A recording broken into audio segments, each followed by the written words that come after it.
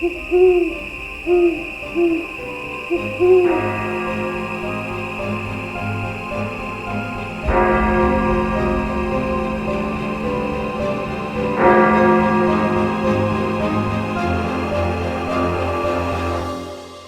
12 past 3.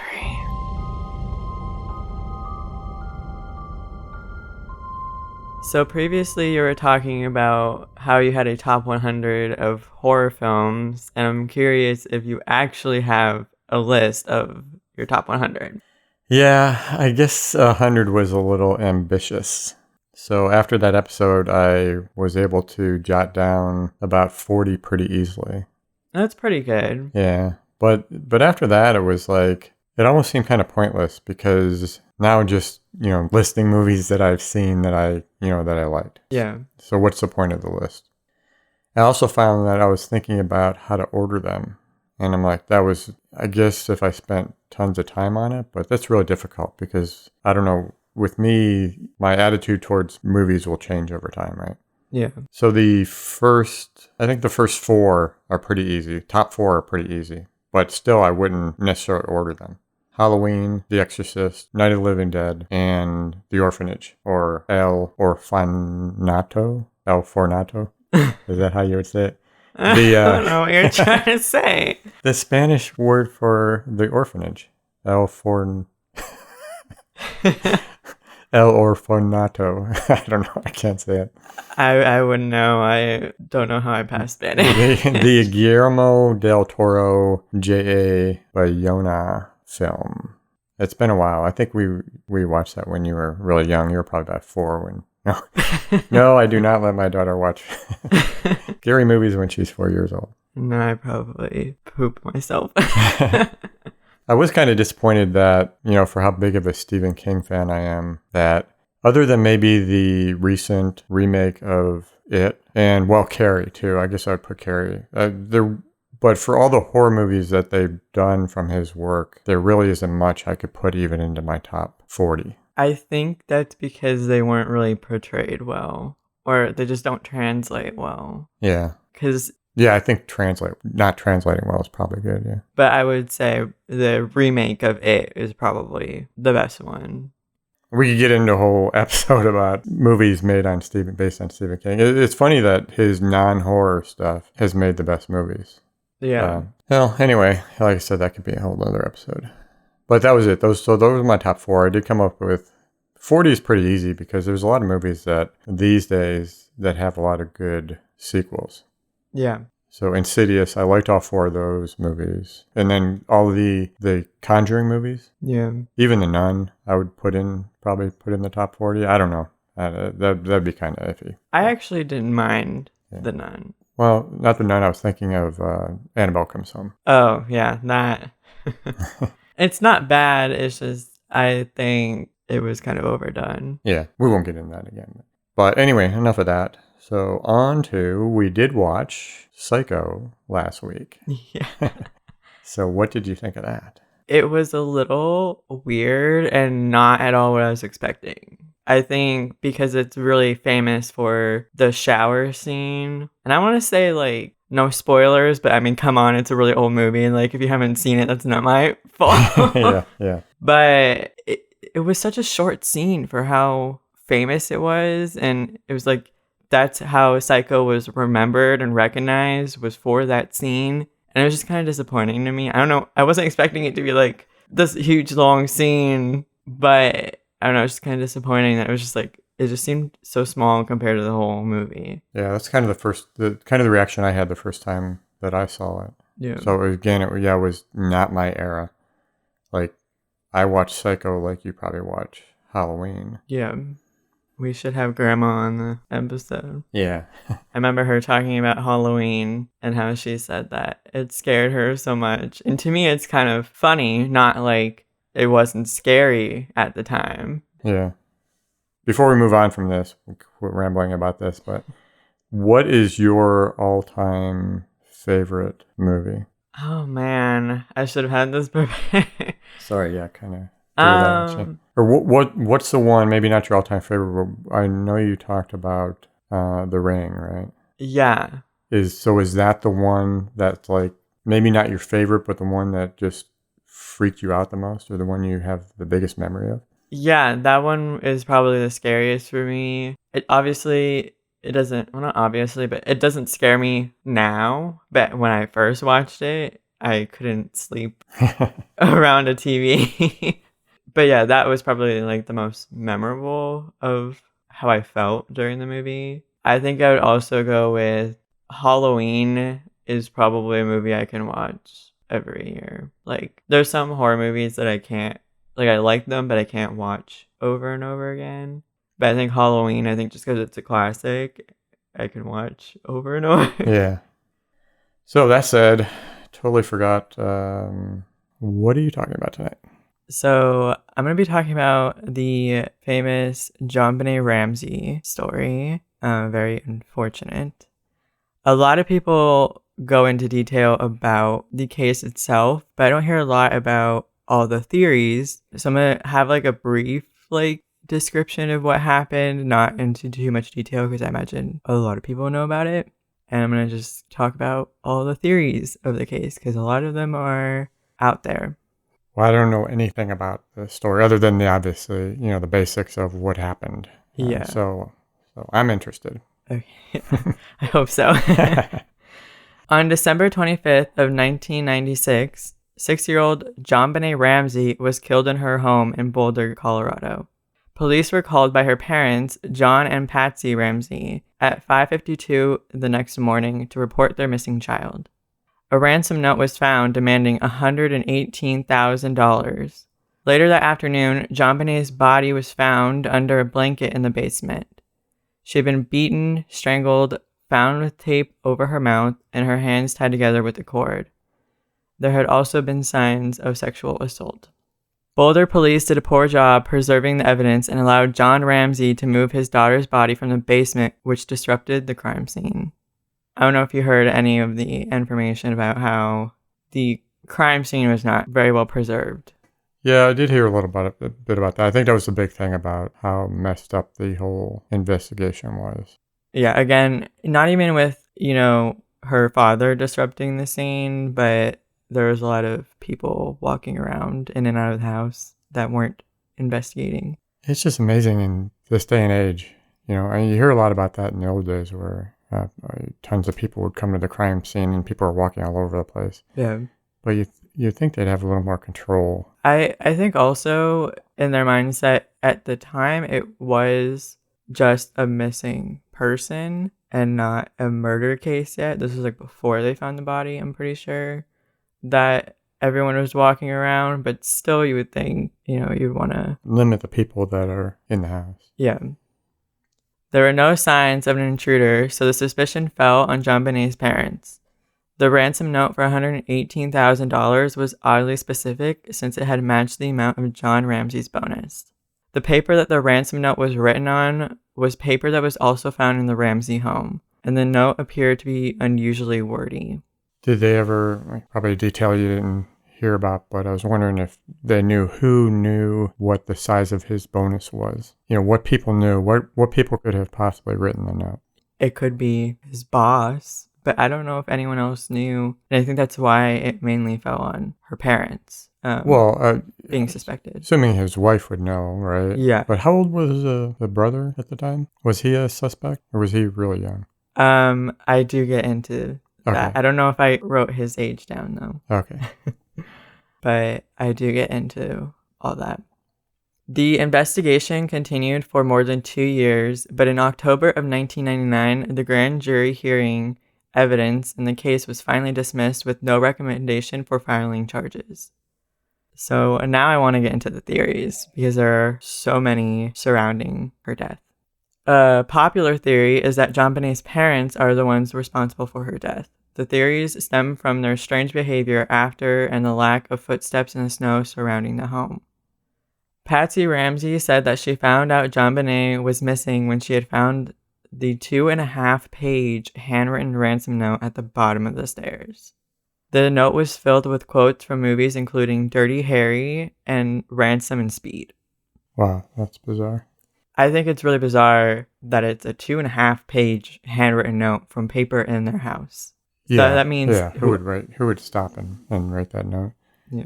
Well, obviously the note was to cover it up, right? It was throw people off. Yeah. There was no belief that a ransom was ever being asked. Yeah. Well, considering she never left the house. Now, go back to the snow. I don't remember this. You said there was no tracks around the house. No. Aside from like the main like entrances and stuff. Yeah. But like the window in the basement that she was found, there were no footsteps outside in the snow or like disrupting it. So if somebody came in, they would have come through one of the main entrances and then back out. Yes. Analysis of the handwriting states that it was most likely written by a woman. Patsy was believed to be strict, some claiming that she would physically punish JonBenét for peeing the bed and had accidentally killed her, staging the kidnapping to cover it up. In 2006, Patsy passed away from ovarian cancer. Was it the belief that she was covering up for somebody else or she was covering up for herself? Because that's kind of strange with the whole sexual abuse part of it. Yeah. The thing was, some were claiming that she was the one who punished. As far as the sexual assault, I don't want to get into like detail about that. Let's skip over that. So let's go on. Go ahead. But yeah, I mean, some are claiming that she had, like, JonBenét had peed the bed, maybe, and punished her, but accidentally killed her. So staging it as a kidnapping. John Ramsey found his daughter dead in the basement wine cellar and had carried her upstairs. He removed the tape from her mouth and covered her in a blanket, which could have destroyed important evidence. In 2008, Patsy and John were cleared of involvement due to DNA evidence. JonBenét's older brother, Burke Ramsey, was 9 years old when she was murdered. Some believe that he had killed her when he angrily threw a flashlight at her head. There was a blow to her head and a flashlight in the kitchen where the two had allegedly eaten pineapple before bed. In autopsy reports, there was still undigested pineapple in JonBenét's stomach, which means she had eaten it shortly before being killed. This theory suggests that the parents are to blame for covering it up. Obviously, he was too young to orchestrate this whole thing on his own. Yeah. Odd that they would cover that up. Yeah, especially if it was accident. Like, yeah, save the one child, sacrifice a child for the other child, or something, something like that. Which is odd because, I mean, not that it's right either way, but it's odd because she seemed to have been the more favorite, considering she was into pageants and stuff. Well, if it was an accident and they decided to cover it up, because it's an accident, what's going to happen to him to a 9-year-old? But if they cover it up and they get caught, what's going to happen to them? It seems like just facing what happened would be a much lower risk for them and him than if they discovered the cover-up. Even today, like, her brother had plenty of moments to confess to it.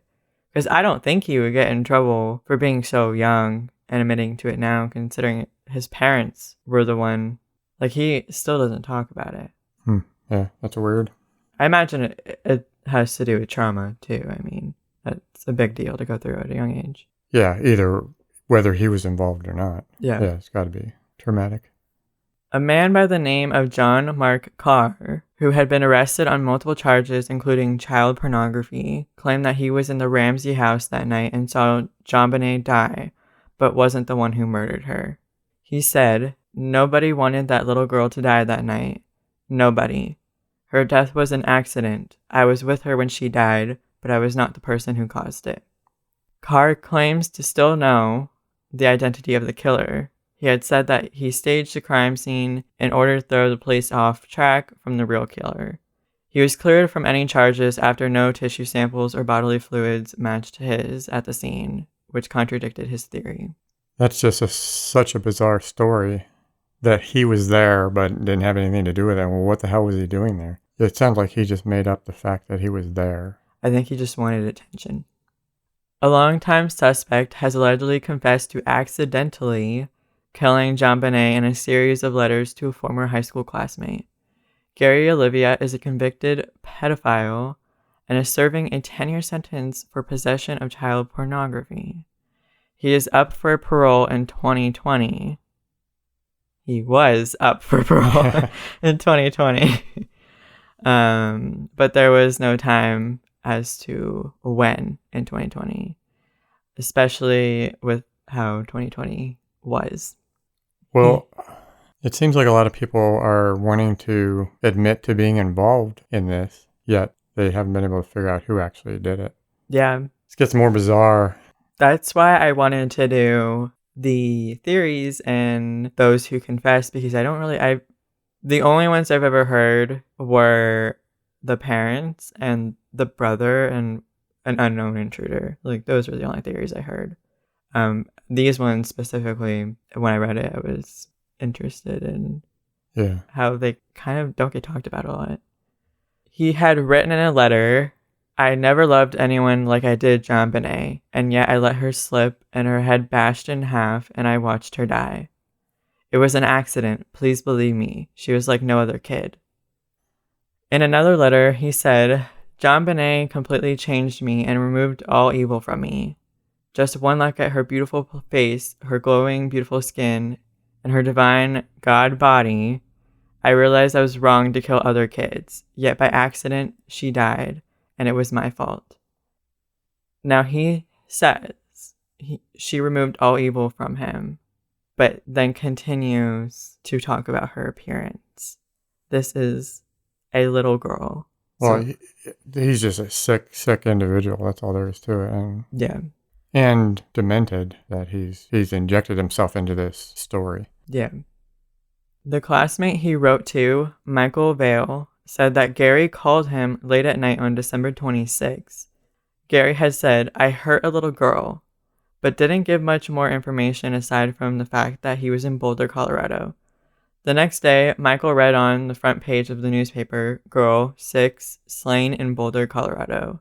He called the police to tell him about the confession, but the police never got back to him. Gary was a registered sex offender whose listed address was not far from the Ramsey house. He reportedly attended the candlelight vigil shortly after JonBenét's murder.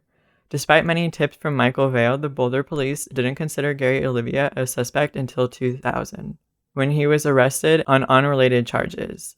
Police then found a photo of JonBenét, a poem he'd written titled "Ode to JonBenét," and a stun gun in his possession.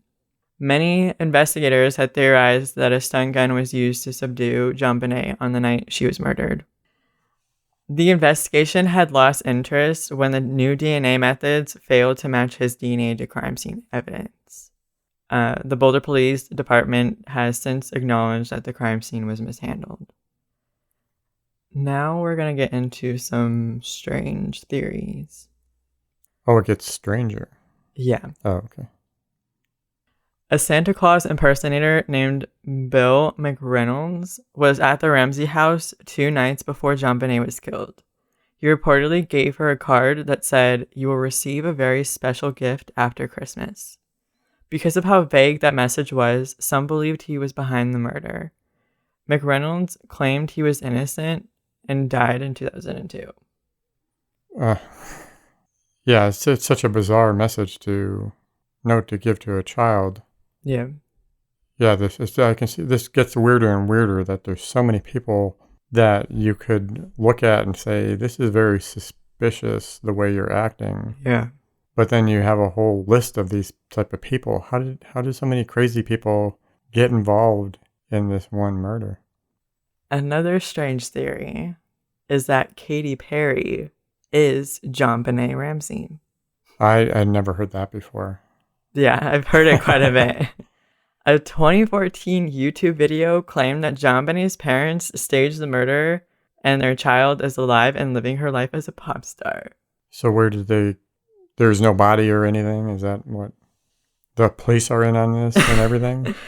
Well, yeah, there are so many photos documenting Katy Perry as a child. And the other thing is Katy Perry was born in 1984 and JonBenét was in 1990. So I wonder where that started from. That's weird. Yeah. Well, just somebody saw her and said, wow, she kind of looks like JonBenét. I think that's what it is. I mean, it's kind of like a lot of people believe Michael Jackson is still alive. I never heard that. Really? I mean, I heard about Elvis, but I don't think anybody cares about him anymore, because who wants to see Elvis on stage with a walker and an oxygen tank? Oh my god. Now I have that image in my head. So what's the deal with Michael Jackson still being alive? I'm surprised you never heard of that. I haven't. I always assumed that he didn't really die the way they said, that his chimp What? his chimp Bubbles Chimp? escaped. Yeah, he had a chimp.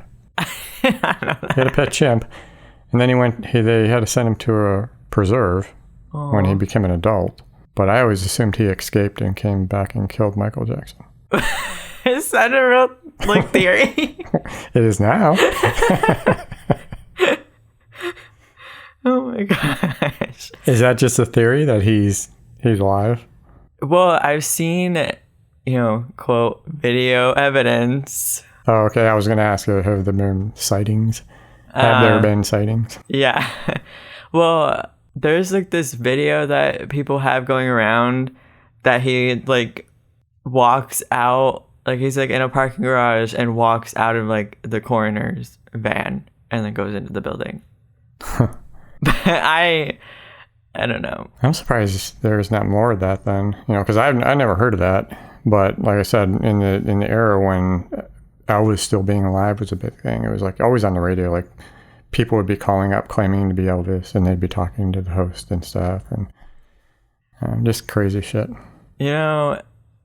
It's a lot of people believe that a lot of celebrities have faked their death because of the fame getting to be too much, and if they fake their own death, then they don't have to really deal with reporters and all that. Is it that, or is that an excuse for the people who just don't want to let go? I have no idea. They have these celebrities that they just idolize, and they just can't deal with the fact that they're gone. Yeah, I don't know. I mean, I wouldn't be surprised if someone's faked their death for that reason. Yeah. I feel like it's just... Well, like the movie Eddie and the Cruisers, right? Remember that? No. Or he faked his death. Yeah, but anyway, back to JonBenét and Katy Perry lookalikes. I don't really see a resemblance, but I think there's a lot of people who have similarities to other people. That doesn't mean that they're related. Yeah, I think that's just, somebody who's bored came up with it's amazing how easily these theories take hold. Yeah. All right, we'll discount that one. You're probably going to discount this one too. By far, the wildest theory would have to be that an owl or some other wild animal did it. An owl. I want to be careful here. An owl did all the things that they said happened to her. Yeah. How does it even get on the list of theories when somebody could come up with such crazy ideas? Well, allegedly. Supposedly. Allegedly, animal hairs were found on her body and on the duct tape that was covering her mouth. Whoa. Do owls have hair? They have feathers. I don't know. All right, sorry. Which led to the theories that an animal such as an owl or beaver had killed her. Oh my god. It's not funny, but the theory of the animal... The theory is, yes. Yeah. The story is in no way funny. But the theory itself, the theory is, it's just way out there. There is no possible explanation as to how an animal could have committed the murder. And if it was an animal, then we should be more scared of them. Yes, that would be disturbing. Yes. But as far as that, as far as I know, there is still no suspect. It's closed now, right? So the mother passed away. Is the dad still alive? Sorry, put you on the spot there. I don't think. Well, maybe. Just curious. I'm assuming this case is just closed and it is what it is, and nobody's really investigating it right now. No, I want to look it up. He is still alive. I wonder if there's going to be one of these things where somebody talks when they're on their deathbed. I would put it more towards... I feel like the brother would talk after his father passes away. Let's say if the father was on his deathbed, he probably wouldn't want to say anything because his son is still alive, right? Yeah. So maybe the son, if he knows anything, maybe at some point he would come out. And that's assuming that they're involved, right? Yeah. No idea, because it could have been, I guess, any one of the other, except for the owl. I don't believe that. Yeah. I don't. And I don't believe the Katy Perry thing. There is another story where an owl is allegedly involved. What story is that? I don't know if you've ever heard of the staircase incident. I've heard of staircases. No, no. There's this case. I don't remember the exact name, but I know it has like the staircase murder or something. I'll have to do a story. I personally don't think it's that interesting because like the owl theory for this one is way out there. That's just showing how somebody can make up some crazy theory and it catches on and people pay attention. Yeah. I mean, there is either a movie or a documentary about the whole thing. So yeah, I mean, why not? Yeah. look at the Kennedy murder. Yeah. Assassination, how many theories there are regarding that, and how many books and everything there are about all these crazy theories. That the owl was probably the craziest. I thought Katy Perry was crazy until I heard until you mentioned the owl. Yeah. Well, at least Katy Perry isn't accused of. No, but now it sounds like, well, maybe the Katy Perry thing isn't so crazy. Yeah. Other than the fact that some other child would have had to die, because I'm assuming unless the police were totally involved in this, there was a child who died because there was a body, right? Yeah. Anyway.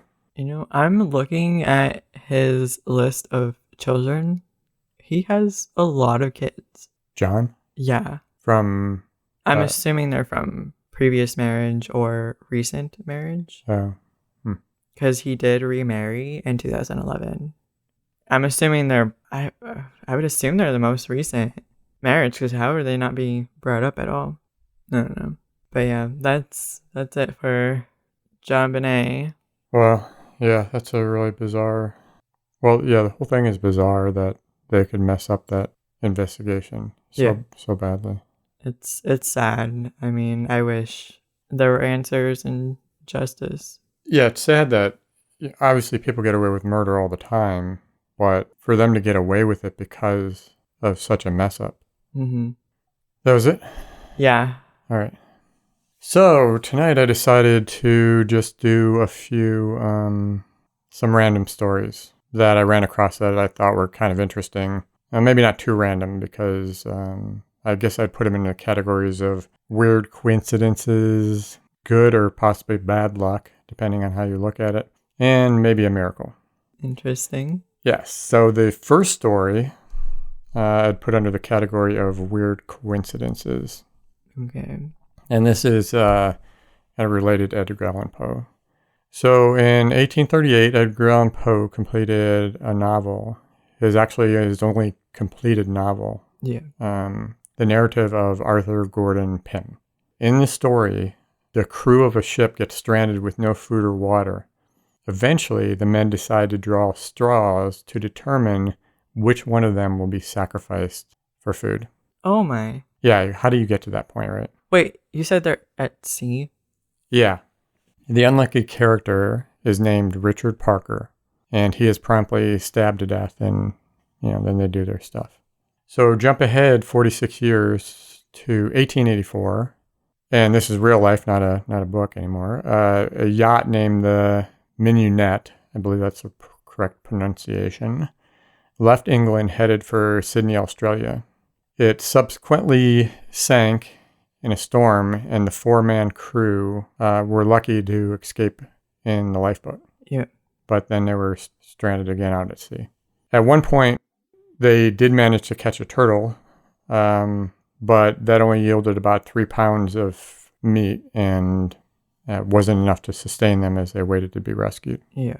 See, that kind of grosses me out. I think about, I can't even imagine getting to the point of eating a person, but even catching a turtle and eating the turtle, assuming they had to eat it raw. Yeah, I was going to say, that doesn't seem appetizing. I have another comment, but let me finish the story real quick. So one of the men, 17-year-old named Richard Parker, same name as the character in Poe's book, made the mistake of drinking the seawater and fell gravely ill. The men considered drawing straws to see who would be sacrificed for food, but one of the men figured that Parker was on his last legs anyway, so he promptly stabbed him in the neck with a penknife, and the other 3 men drank his blood and then ate him. Oh my. A few days after that, they were rescued. The men did go on trial, and 2 of them were sentenced to death. The other one claimed that he was never involved in the agreement to kill the guy. But then eventually they dropped the charges to like 6 months in prison. Yeah. So that was the story. What I wanted to go back to, though, was when I was thinking about the turtle there was, so if you were stranded on the ocean with one other person and a cat. A cat? Yeah. Which one would you... My puberty again. Which one would you more likely kill for food? Well, my question is why would I take a cat out to sea? It's just hypothetical. So you were saying, would you rather kill the person and eat them to save you and the cat, or would you rather kill the cat to save you and the other person? See, my belief is that you would rather kill the other person. Well, I was just going to say, I'm a cat person, so I'm going to leave it at that. Okay, all right, so we'll just leave it at that. But I would just not go out to sea. Yes, that would be a good thing not to do. My question is, you said they were pulling straws. Yeah, you don't ask me where they got the straws. Well, I just wanted to know, like, were they actual straws, or like, were they... I don't know. I think that's a... Because it sounds like just a saying, like a t-shirt. Yes, that is a saying, and I think that came from an etiquette of what to do when you have to decide who to kill to eat. Well, my other question, were straws even invented back then? Or was it like straw hay? Straw hay, right? I imagine there's a lot of... There could be a lot of hay on a ship. Well, maybe not a yacht, but... Yeah, I don't know what year straws were invented, and I'm not going to look it up either. Yeah, I mean, I'm not that interested in the straw. I was just curious because I don't know if it was like a literal, they had straws, and why were they carrying it on their lifeboat? No, I think drawing straws is just a term. My other question is, did it say anything about them getting sick? Because if the one that they killed and drank and ate was sick from drinking water. Well, I think he probably ruined his organs from all the salt, right? Yeah. So maybe if they were drinking his blood and eating the meat, maybe they skipped the organs. I don't know. Yeah. No, as far as I know, they did not get sick. They were, rescued a few days later. I don't know what condition they were in. That's gotta be a tough case to work on, because how are you supposed to punish them when it's like survival? Well, I think that's what eventually they came to, was that they did what they had to do under the circumstances, so maybe they don't deserve life in prison for killing the guy. Totally getting off on a tangent of the moral of the story was that this real life stranded at sea mirrored an Edgar Allan Poe from novel from however many years ago. I wonder if any of them read the novel, because if I did, and my name was the same name as the guy that got killed, I wouldn't go on a boat with anyone. Yeah. Okay, anyway, now on to the next story. Tsutomu Yamaguchi. Call him TY. So TY was an engineer, and he was in Hiroshima, Japan on August 6th, 1945, on a business for his employer, when the U.S. B-29 bomber, the Enola Gay, dropped the first atomic bomb on the city at 8:15 in the morning. He was about 3 kilometers from the blast zone, so that'd be about a bit less than 2 miles, but still suffered serious burns over the top half of his body, and he was temporarily blinded. Despite his injuries, he returned home to Nagasaki the next day. The next day? Yeah, that's what he says. 2 days later, on August 9th at 11 a.m., the U.S. B-29 Boxcar dropped the second atomic bomb on Nagasaki. And TY was again 3 kilometers away. Although being that close to 2 nuclear blasts, he survived and lived to the age of 93. Oh my gosh. And died in, I believe, 2010. That's bad luck. They said he was the only person to officially be recognized by the Japanese government as surviving both attacks. But I did read in one article that there were at least 70 people who were known to have been affected by both blasts. So I'm not sure about the details of those or why he was the only official one. So I just thought that was a really weird story that he happened to be in both cities at the time of the blast, be so close, and then still live to be 93 years old. Yeah, that's crazy. Yeah. That's, well, bad luck in the sense of, you experience that when you're away, and I imagine all you think about is you just want to get home. Yeah. And then experiencing that when you get home. Yeah, I don't know how he got home the next day. I think like your reaction was he was burned. He was blinded. Didn't say how long he was blinded for, but then he managed to get home. Well, I wonder if it was like being life flighted or something. Back then, it seemed like there had been so much chaos after a nuclear blast in the city. So that was that one. So let's go back out to sea. Okay, so the next story is about Violet Jessup. She was a nurse and an ocean liner stewardess who was given the name Miss Unsinkable. So in 1911, she was on board the British ocean liner, the RMS Olympic, which was the largest luxury ship at the time. It collided with the British warship, the HMS Hawke, in the English Channel. Luckily, there were no fatalities, and the Olympic managed to get back to port at Southampton, where the repairs were done. But they had to borrow the propeller shaft from its sister ship, which hadn't been out yet, the RMS Titanic. Yeah. So the maiden voyage of the Titanic was actually delayed because its propeller was used to repair this other ship that Jessup was on. Jessup then joined the crew of the Titanic as a stewardess and was one of the 705 people who survived. Wait, that many? The 1912 crash. Yeah. I did not realize that many people. 1,514 perished. Yeah. There was 2,224 on board. So if I got my numbers correct, it was 705 people. Speaking of the survivors and the non-survivors, something you rarely hear mentioned is the animals aboard the ship. Yeah. My understanding were there was, dogs, cats, there's some birds, but only 3 dogs actually survived. And I also read that there was actually an official ship cat named Jenny that the crew took care of. I guess cats on a ship were a good idea because they help keep the rat population down. Rats on a ship? Out in sea? Yeah, well, they get up when they're in port. Oh. She actually had a litter of kittens a week before the Titanic set sail. Oh. But sadly, they did not survive. You're going to make me cry. See, you're crying about the cats, but not about the 1,514 people. No, I think it's sad, obviously. Yeah. I think with animals, it's really hard because they don't understand what's going on. Yeah.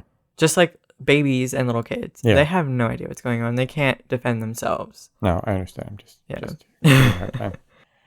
So after that, which I can't even imagine going out to sea again, but she joined the crew of the HMHS Britannic, which hit a sea mine and sank in November of 1916. 30 of the 1,065 people died there. Violet actually hit her head on the keel of the ship when jumping into the water, but credits her survival with her thick head of hair. If you've seen a picture of her, she has this big head of hair. Yeah. And she says that she believes that saved her from a head injury when she hit the keel jumping off the ship.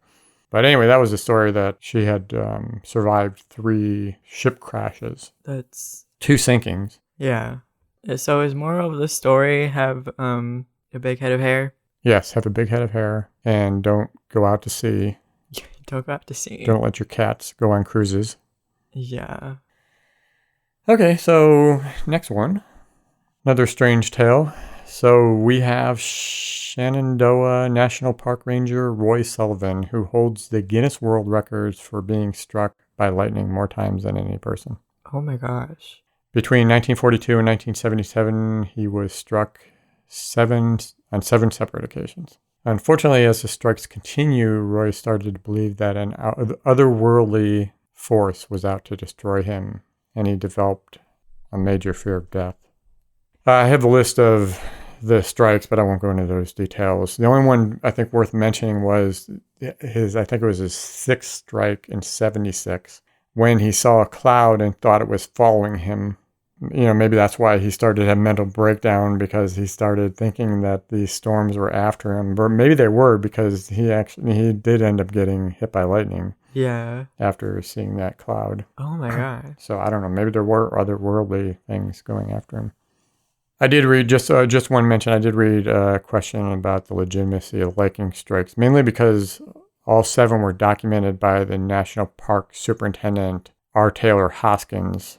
Even though Hoskins wasn't present for any of the strikes and Sullivan wasn't even working during some of the strikes, it does lay some suspicion. Yeah. But he died in 1983, Sullivan, not Hoskins, from suicide.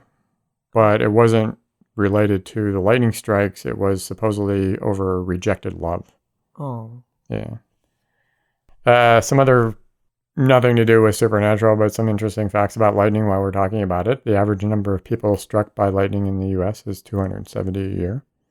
That many? Yeah. That would surprise me. Another surprising fact is that 90% actually survived lightning strikes. I would have thought more people would have died. Yeah. And your odds of getting struck by lightning in a lifetime are 15,300 to 1, which I would have thought the odds are a lot higher. Yeah. 32% of lightning injuries actually occur indoors. I guess I should have taken those warnings more seriously to stay off the phone or not take a shower or bath when there's a storm. Stay off the phone?